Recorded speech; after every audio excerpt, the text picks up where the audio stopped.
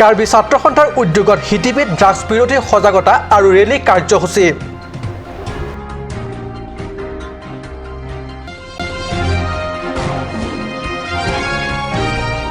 ছাত্ৰীসকলৰ মাজত মুখ্যমন্ত্ৰীৰ বিশেষ আঁচনি 2017-18 অধীনত বৰজান উচ্চ মাধ্যমিক বিদ্যালয় ছাত্ৰীসকলক চাইকেল বিতৰণ।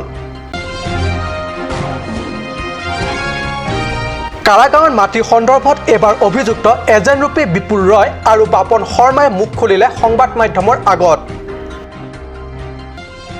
নমস্কাৰ, অসমীয়া প্ৰাইম টাইম বাতৰিত মই পৰশজ্যোতি শৰ্মাই স্বাগতম জনাইছোঁ। এতিয়া আগবাঢ়িছোঁ প্ৰথমটো বাতৰিলৈ। হিটিপি ড্ৰাগছ বিৰোধী সজাগতা অভিযান। KSA হিটিপি শাখা আৰু KSA বোকাজান আঞ্চলিক কমিটিৰ যুটীয়া সহযোগত 10 এপ্ৰিলৰ দিনা ৰূপায়ণ কৰা ড্ৰাগছ বিৰোধী অভিযান তথা ৰেলী কাৰ্যসূচী। সম্প্ৰতি শিক্ষা দ্ৰুত প্ৰসাৰৰ মাজতো আজি উঠি অহা যুৱ প্ৰজন্মৰ ভয়ংকৰ ড্ৰাগছৰ প্ৰতি আকৰ্ষণ কোনো গুণে কম হোৱা নাই, বৰং বাঢ়িছেহে। বিশেষকৈ নাগালেণ্ড সীমান্তৱৰ্তী এলেকাত থকা বোকাজান মহকুমাৰ অন্তৰ্গত বৃহৎ এলেকাসমূহত ড্ৰাগছ সেৱন তথা চোৰাং ব্যৱসায় উঠি অহা নৱপ্ৰজন্মৰ ভৱিষ্যতৰ প্ৰতি এক ভাবুকি কঢ়িয়াই আনিছে।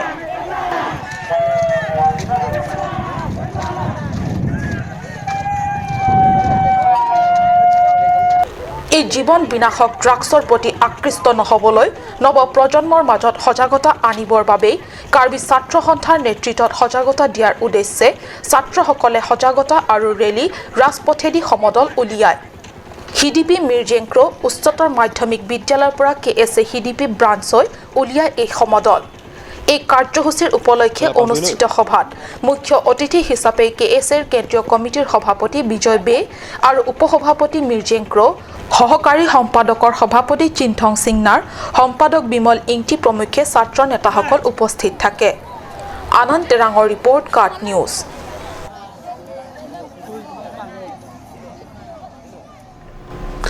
ৰাজ্যৰ বিভিন্ন জিলাৰ স্কুলসমূহত ইতিমধ্যে চৰকাৰে দৰিদ্ৰ পৰিয়ালৰ ছাত্ৰীসকলক বিনামূলীয়া চাইকেল বিতৰণ কৰি থকা হৈছে।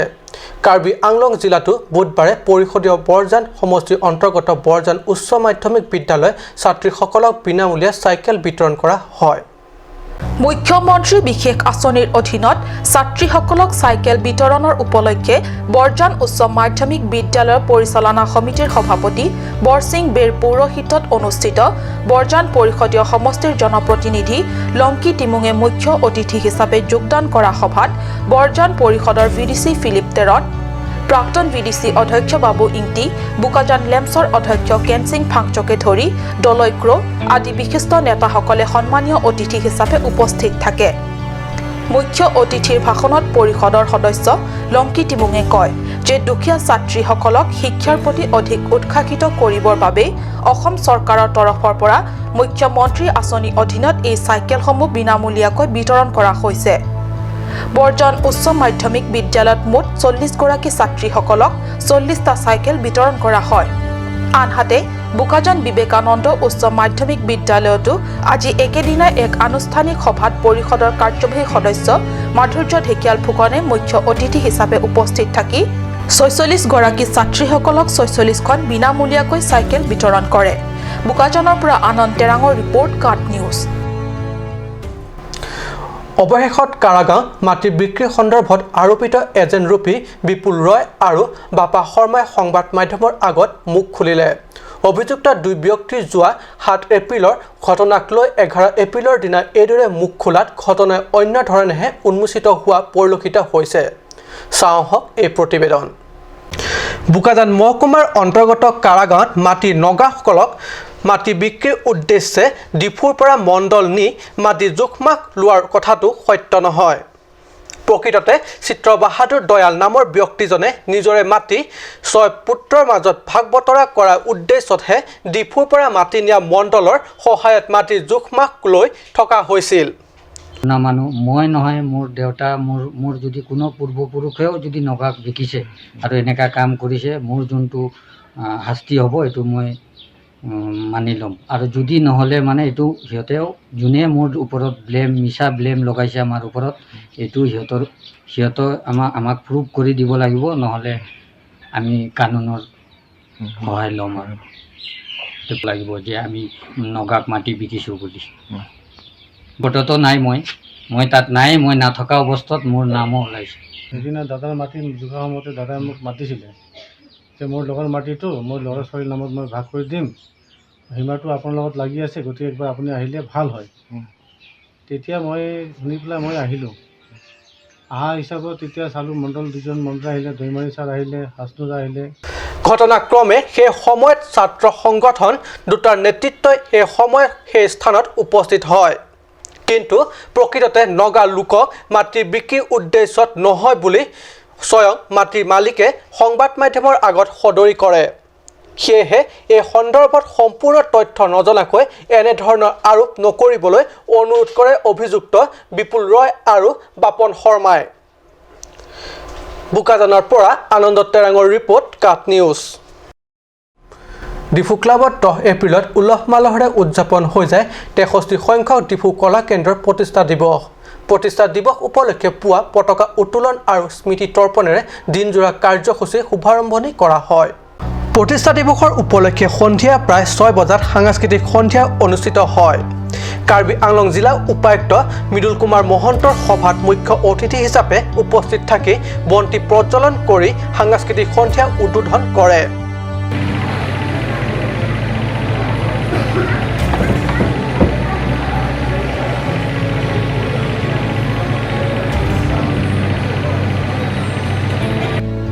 ডিফু কলা কেন্দ্ৰৰ সম্পাদক দিলীপ দাসে আঁত ধৰা উক্ত সভাত ডিফু কলা কেন্দ্ৰৰ সভাপতি মুকুল বৰুৱা, ডিফু ক্লাব সভাপতি কৰেণ দাসকে ধৰি ডিফু বিশিষ্ট সমাজকৰ্মী, কলা কেন্দ্ৰৰ ছাত্ৰ ছাত্ৰী, অভিভাৱকসকল উপস্থিত থাকে।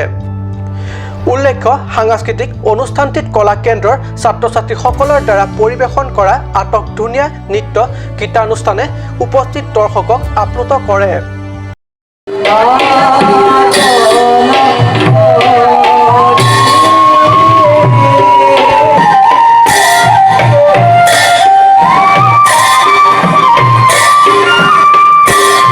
উল্লেখ্য, বিগত 63 বছৰে ডিফু চহৰৰ লগতে সমগ্ৰ কাৰ্বি আংলঙৰ সাংস্কৃতিক বিকাশৰ দিশত এই কেন্দ্ৰই পালন কৰি অহা ভূমিকাৰ বিষয়ে ব্যক্ত কৰে কলা কেন্দ্ৰটিৰ অনেক জ্যেষ্ঠ নাগৰিকে। আজি 63 বছৰ অতিক্ৰম কৰিলে। ইতিমধ্যে আমি সকলোৱে গম পাইছোঁ যে এই কলা কেন্দ্ৰৰ পৰা অসমৰ বিভিন্ন ঠাইত ইয়াৰ ল'ৰা ছোৱালী বা ইয়াত যিখিনি শিক্ষা লৈছিলে তেওঁলোকে বিভিন্ন ঠাইত নাম কৰিছে। 63 বছৰত ভৰি দিব ইয়াৰ মানে সোণালী জয়ন্তী বৰ্ষও আমি পালন কৰিলোঁ আৰু 1953 চনতেই চেষ্টা কৰিম আৰু ৰাইজৰ পৰা আমি সদায় আহ্বান জনাইছোঁ। পংকজ ডেকাৰ ৰিপৰ্ট, কাট নিউজ। সময় হৈছে এটি চমু বাণিজ্যিক বিৰতিৰ।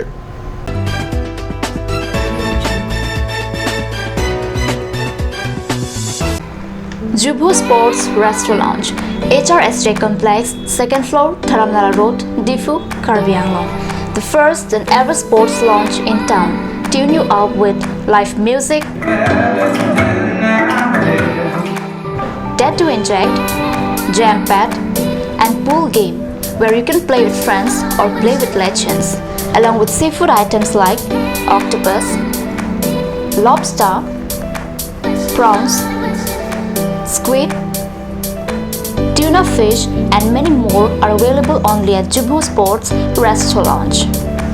For reservation, contact 9957381813 or 8638462619 or 8812998125.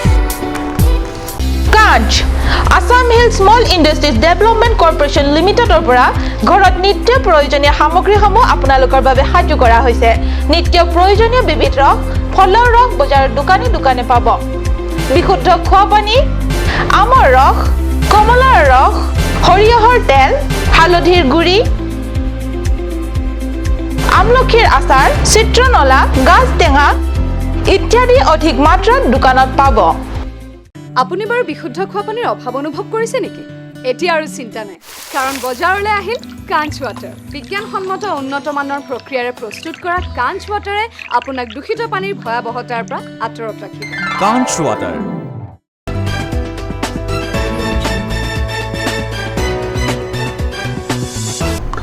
বিৰতিৰ পিছত পুনৰ বাতৰি মজিয়াত।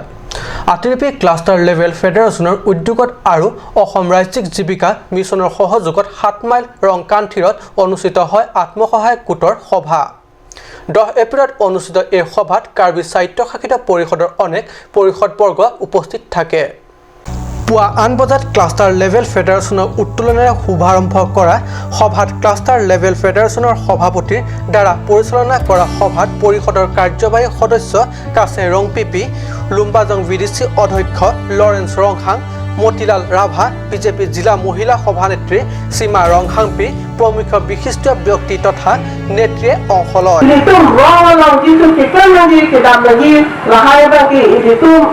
gobernment nanti ba benefit pun nanti pusami itu ব্যবহার করি পাবে নাকি আলে পাতো পাঁচে itu kan lagi ba kosong itu lahai ale dolo purotan itu cithang lagi ma ba itu soa phans kame pilong di ma school sampai padulong di ma lahai nasi itu makalogi Nona ke selha group chisengor purotan isia committee ro ladak 10 jon dor ba bakep dogi ba bangkre ko dogi pusitame lahai lo itu committee kaki ma chingai ponsi itu posong si kren di ma posong ke kren itu ane ke dogi ma lahai ba si itu chingai pon ka kaki ma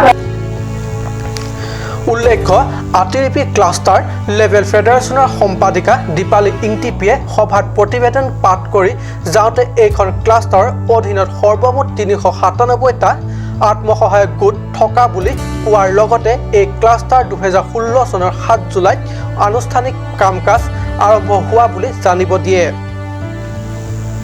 Mangal ইংহিৰ report cut news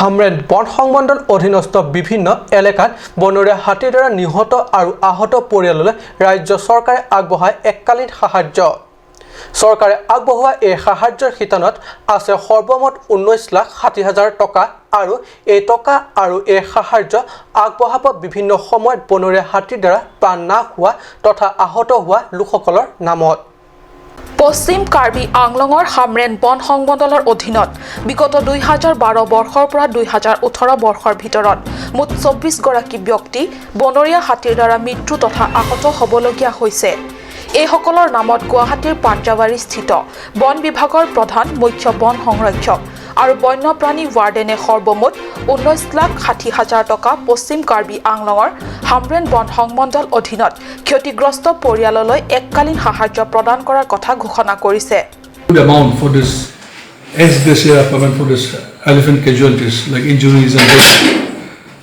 There are 9 cases of death. So far we have received fund amounting to rupees 1 lakhs for I think 2 persons and another 4 lakhs for 4 persons. The persons who were killed prior to 2012 they got only 1 lakhs.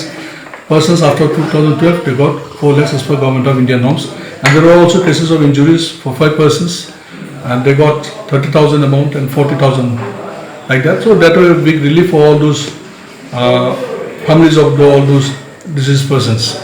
And secondly, there is also good news for this division because we could raise the revenue of this division to the tune of rupees 2 crores 80 lakhs, which was never before. You see, particularly for this Fuljar, Rema, we got nearly almost 1 crore till date. We are yet to realize some 20 lakhs of money, but that way that revenue has just by leaps and bounds it has increased within these 2 years. এই কথা হামৰেন বন সংমণ্ডলৰ বিষয়া যতীন শৰ্মাই সংবাদ মাধ্যমক জানিব দিছে এই সাহায্য প্ৰাপ্তি হিতাধিকাৰীসকল হৈছে মানৱ চন্দ্ৰ চৌহান হৰি বাহাদুৰ দৰ্জী জগদীশ ৰাজবৰ কল্পনা তেওৱাৰী ৰামভাগ্য আদিৰ নামত 1 লাখ টকা জুনাকি দেৱী সাৰবুৰা ইংটি ইমৰানা বেগম আৰু কাৰেং ক্ৰপিলৈ 40,000 প্ৰদান কৰিব আৰু বিজয় ৰাজবাৰ প্ৰদীপ ৰাজবাৰ আৰু পূজা কুমাৰীলৈ জনেপতি 30,000 টকাকৈ এককালীন সাহায্য প্ৰদান কৰা হয়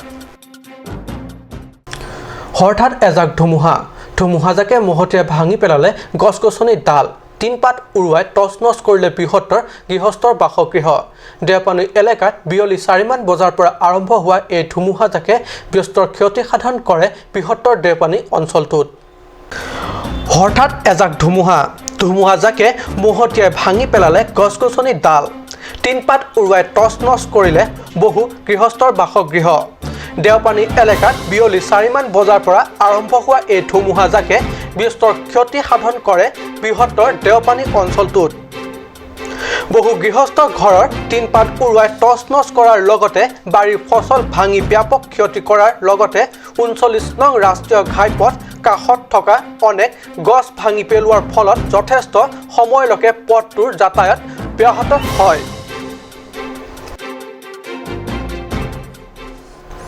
আজি অসমীয়া প্ৰাইম টাইম বাতৰি ইমানতে সামৰিছোঁ ধন্যবাদ